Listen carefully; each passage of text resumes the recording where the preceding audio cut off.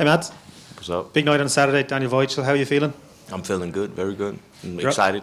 You're obviously here this time last year. What were your memories? I know you lost tonight, but what was your experience of fighting in Dublin? One more time, that Irish accent is fucking me up.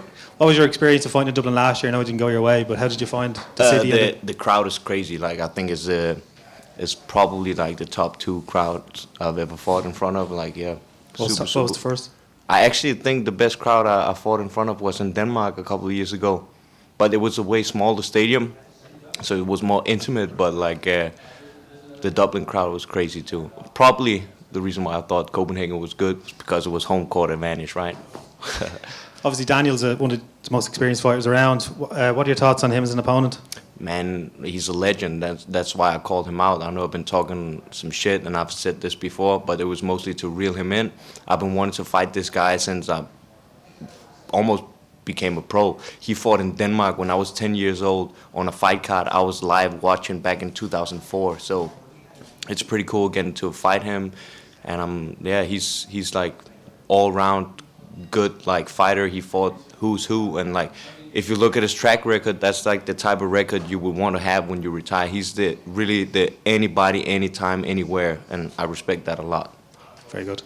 Just behind you, we've got 2 guys in the poster, Pedro and Pico. Pico, what are your thoughts on that fight? I'll leave that to them. Fair enough. Man, obviously you're a top-level jiu-jitsu guy, and jiu-jitsu is maybe becoming less and less relevant as a finishing method in MMA over the last few years. As someone who obviously is one of the top people in the world at that art in mixed martial arts, do you think it's something that kind of can make a rebound, that people can start finishing people via submission again? Not the way that they teaching it in the jiu-jitsu gyms today. Is soft as fuck, to say it like mildly. Like they going for all this worm guard, spider guard, this guard, that guy. Like the old school way, like Henso and Hickson did it. Like get the takedown, get on top, get to mount, punch somebody in the face and choke people. That's how it works in MMA. But this soft shit where they like butt scoot to each other and try to get each other's foot, that shit don't fly in MMA. So when you get slapped, that don't work. That's probably the answer I wanted. Yeah. Is that something that you've kind of looked at your game and like you need to do that? Is it more aggressive? Is aggression the thing that you need maybe while using your jiu-jitsu? No, I think you got to be smart. It's like always position before submission, and usually if you get the submission, it's because the opponent kind of quit on you. Especially in MMA. In Jiu-Jitsu, it's more like scrambly. People open up more for position, but MMA guys are better at getting up. And that's actually a thing. I think it's a major flaw in today's Jiu-Jitsu schools, that they emphasize way more on submissions than positions. If I have my position correct, you'll never get me in a submission. And it's kind of like the same as if I just go in and teach you how to knock somebody out. But if I don't put you in that space where I can put it on you, it don't matter. So yeah. Do you think a large part of that is because of the way fights are judged these days? And obviously if you hold position and you aren't going for submissions or aren't landing big shots, you're not scoring as heavily? One more time, again, the Irish accent. Sorry. So do you think Jiu-Jitsu has changed in MMA because of the way fights are judged these days? No, I don't think so. I think it all goes back to the Jiu-Jitsu schools. They're soft. It's simple as that. When you look at ADCC and all that stuff, none of them goes for like for the wrestling. It's just, I'm gonna sit down, I'm gonna scoop with my butt towards you. No, that's not a fight. If they want to make jiu-jitsu great again and make it great again in MMA, they should start giving minus points for jumping guard. If your guard is that freaking good, you get a minus point, and I bet you then they'll stop jumping guard. Do you think jumping guard in MMA is something that should be brought back more, to be more aggressive? No. Actually, it's funny because I'm good on the ground, but I actually really think jiu-jitsu is soft. I actually don't like it. It's weird to say, especially how it is today. I really don't like how jiu-jitsu, like how the tournaments and how they call it fights. How can it be a fight when nobody's getting slapped? That I don't understand. Like I really don't like how the jiu-jitsu is today. Kind of touching on what Sean was saying there, as a fighter, when the rules do tweak or change, they did a few years ago, and the scoring criteria becomes different, are you a fighter that kind of would be up on that, or would you be making sure you knew every last rule that having dominant position as if you've been hit with a big shot early in the round is probably not going to win the round for you. You need to make something happen. Is that in your mind, or is you just doing what you always do? And I just do what I always do. do you think that's a disadvantage to not, like, you know, if you were playing any other sport and you didn't really know the rules properly of how to win, that would be a big problem, no? I can't, when a man is trying to kick my head off, I cannot think of the rules. I just, you gotta fight. And you gotta go in with an open mindset. Like the Borix fight, I thought, oh, we're gonna get into a grappling match, I'm gonna take him down. But then I had fun on the feet. And the Justin Gonzalez fight, I was like, yeah, man, I wanna get it on the feet. And he had nothing on the ground, so we ended on the ground. You gotta go in with an open mindset and take what the fights brings you.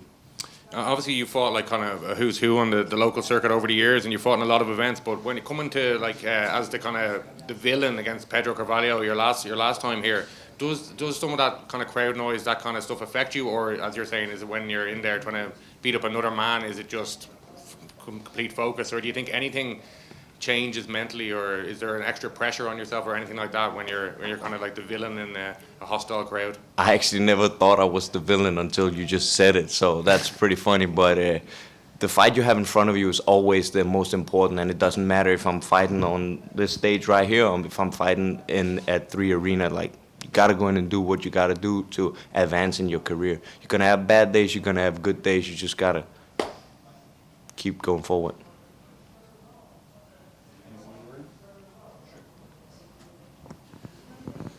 So Daniel's always very exciting. Like, he always brings a fight to you. You know, would you rather win in a very dominant way, or would you rather have one of those fights that everyone is talking about at the end of the night? It's back and forth. Yeah, that's a tough question for me because you don't get paid for overtime or what you say. So if I can go in and get him out of there real quick and barely get touched, of course you got to be smart and use your fight IQ. But deep inside and like, all down to my nuts, I want to have a Gaddy Walt type of fight. But if I can make it easy, he's a legend. Of course, it's not going to be easy. But if I can make it easier, then of course I will do that. What do you think? How important is your legacy in Denmark for you? To be honest, I don't give two shits about Denmark. They're dumber than these, what do you call this, when it comes to fighting. The casuals, I don't give two shits about. For me, it's about getting respect from the people that I looked up to, the fighters that I looked up to when I was coming up, and from the young guys that is coming up now to be looking up to me. The casuals, they don't know their ass from their elbow. So, yeah. Is that part of the reason why you moved to Vegas as well? Or? No, it's because that's where the best training is, and that's where, like, if you bump into the best training partners, like, it's like the mecca of fighting. Yeah. Yeah. We'll see you there soon. Yep. Yeah. Santiago? I'm Matt. Hello from Amsterdam. Thank you sorry. for the time. What the fuck is Matt, that? you were very vocal about wanting to fight against Weichel after your excellent performance against Gonzalez. And it seems like Weichel was for a short while not responding. Here we have the fight. Did you always have a feeling Bellator would make this fight at some point anyway? I don't know if I had a feeling, but I was on it right after my last fight. I was like, I want to fight this guy, and yeah, Bellator made it happen, and I'm super grateful for making this fight happen and giving me this opportunity. So yeah, that's super cool.